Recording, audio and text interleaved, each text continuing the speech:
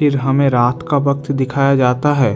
कुइंग्यू गुस्से में कहती है, लू चैंग, तुमने कहा था तुम मुझे एक इम्पोर्टेंट टास्क दोगे और तुमने मुझे ये डेड बॉडी गार्ड करने का काम दिया है।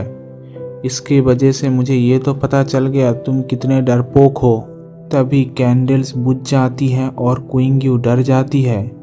कुइंग्यू कहती है, कौन घोस्ट बनने का प्रिटेंड कर रहा है? मैं रिफाइनमेंट लेवल की बाकी डिसाइपल्स के जैसा नहीं हूँ। तभी एक कॉफिन खुलता है और उसमें से एक ज़ॉम्बी निकलता है।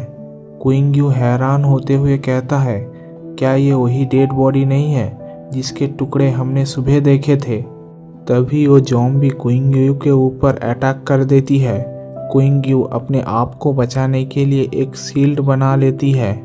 ज़ॉम्बी के हल्के अटैक से ही वो शील्ड टूट जाता है और कुइंग्यू पीछे की तरफ जाने लगती है। कुइंग्यू हैरान होते हुए कहती है, इस ज़ॉम्बी के पास फाउंडेशन लेवल की लास्ट स्टेज की पावर है। तभी वो ज़ॉम्बी गुर्राता है। कुइंग्यू अपने पावर्स को एक्टिवेट करते हुए कहती है, तुम बदसूरत जीव, अब मरो। तभी कुइंग्यू उस ज़ॉम्बी पर एक अटैक कर देती है। अटैक की वजह से वहाँ एक धमाका होता है। उस धमाके की इम्पैक्ट की वजह से कुइंग्यू पीछे की तरफ जाने लगता है। लू पीछे से कुइंग्यू को पकड़ लेता है और कहता है, क्या मैंने तुम्हें नहीं कहा था, अगर तुम इसे हैंडल ना कर पाओ तो मदद बुला लेना।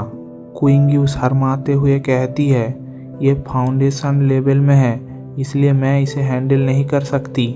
तभी वो ज़ॉम्बी लू को देखकर गुर्राने लगता है। लू एक अटैक ज़ॉम्बी पर कर देता है और कहता है, इसका काम खत्म हुआ। तभी बाकी सारे कॉफिन्स भी खुलने लगते हैं और उसमें से भी डेड बॉडी बाहर निकलने लगता है। कुइंग्यू कहती है, सभी के सभी डेड बॉडी एक जगह इकट्ठा हो रहे हैं। तभी वो ज़ॉम्बीज अटैक करके सब कुछ तोड़ फोड़ देते हैं। लू कहता है, मैंने जितना सोचा था ये डेड बॉडीज उससे ज़्यादा प्रॉब्लम्स क्रिएट कर रहे हैं। कुइंग्यू पूछती है, ये क्या है? लू कहता है, ये डेड बॉडी से बनाया हुआ एक पपेट है। ये डेड बॉडी से बनाया जाने वाला एक पपेट है, लेकिन इसका ताकत जब वो इंसान जिंदा था उतना नहीं होगा। लेकिन इतने बड़े पपेट से कोई भी रिफाइनमेंट और फाउंडेशन लेवल का कल्टीवेटर नहीं बच सकता। कुइंग्यू कहती है, तुम्हें ये सब पता था, फिर भी तुमने मुझे यहाँ गार्ड करने के लिए भेजा। लू अपना तलवार निकालते हुए कहता है, फिक्र मत करो, मैं तुम्हें प्रोटेक्ट करूँगा।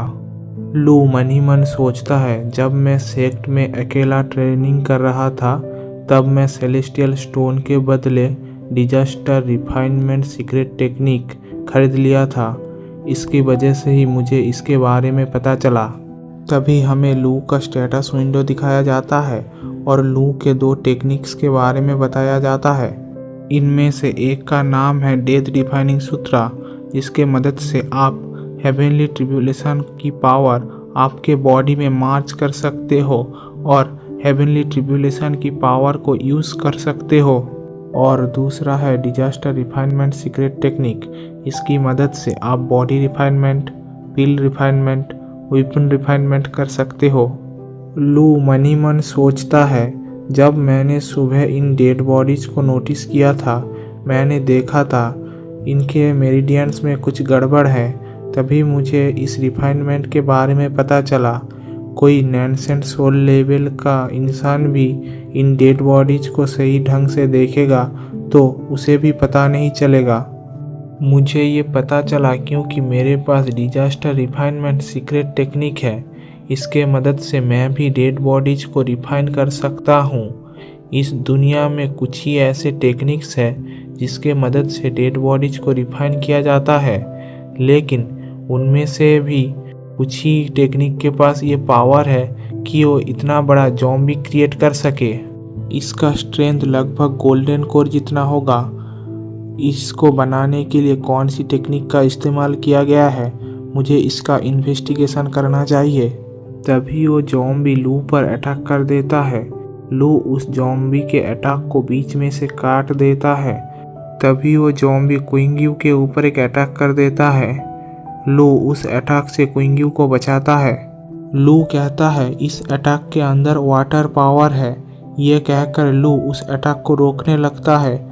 क्विंग्यू हैरान हो जाती है। तभी तियानलिन, फेंग सभी बाकी डिसाइपल्स के साथ वहां पर आ जाते हैं। फेंग पूछती है सीनियर ब्रदर लू, क्या आप ठीक है? तियानली पूछता है यहाँ क्या चल रहा है? सेक्ट लीडर जोंग उस पापेट को देखते हैं और गुस्से में कहते हैं तुम्हारे जैसे बदसूरत डीमन की जुआनसुई गेट में हमला करने की हिम्मत कैसे हुई? आज मैं तुम्हें नहीं छोड़ूंगा। यह कहकर वो एक खतरनाक अटैक पापेट पर कर देते हैं। हे यू सेक्ट लीडर सोंग के उस अटैक को रोक लेते हैं।